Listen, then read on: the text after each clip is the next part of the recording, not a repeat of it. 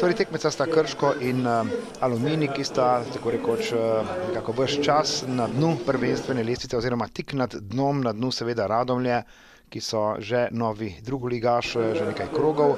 Krško ima 31 točk, Aluminij jih ima 32, torej točko več. V primeru zmage Aluminija bi morda Kidričani naredili zares velik korak proti obstanku v prvoligaški, proti neposrednemu obstanku v prvoligaški konkurenci.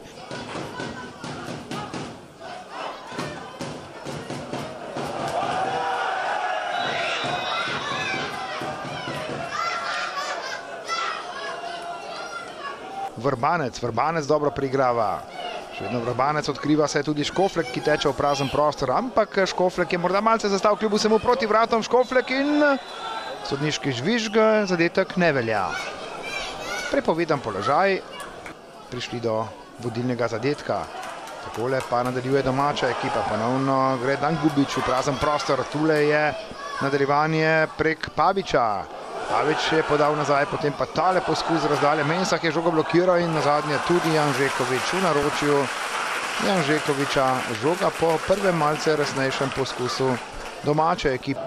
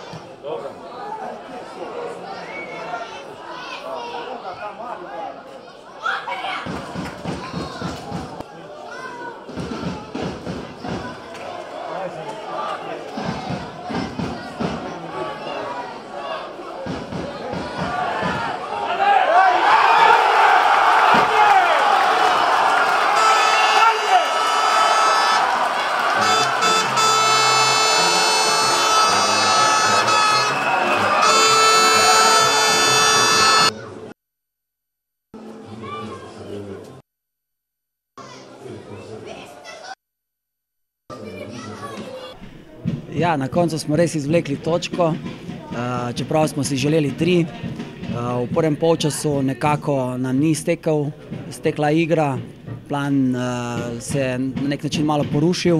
V drugem polčasu smo dali vse od sebe, malo smo tudi riskirali, spremenili sistem igre, imeli pobudo v sami tekmi, se pravi v drugem polčasu, ampak nismo prišli do prave priložnosti, kar pa je nasprotnik izkoristil z enim dobrim kontranapadom in zadev za vodstvo 1:0. Do konca smo vztrajali in zanačili, tako da jaz fantom čestitam, nimam jim kaj reči, razen da bomo vztrajali do konca in verjamem, da bomo prehiteli še Aluminij. Pa šteta, malo sam razočaran rezultatom, moglo je biti puno bolje. Mislim da smo danas izgubili 2 boda. Tokom cijele utakmice imali smo kontrolu, momci su odigrali točno onako kako smo se dogovorili. Protivniku nismo dopuštali i nismo pustili previše šansi, međutim ponovno jedna nesmotrenost, jedan poklon sa naše strane, oni su to znalački iskoristili i idemo kući sa 1 bodom.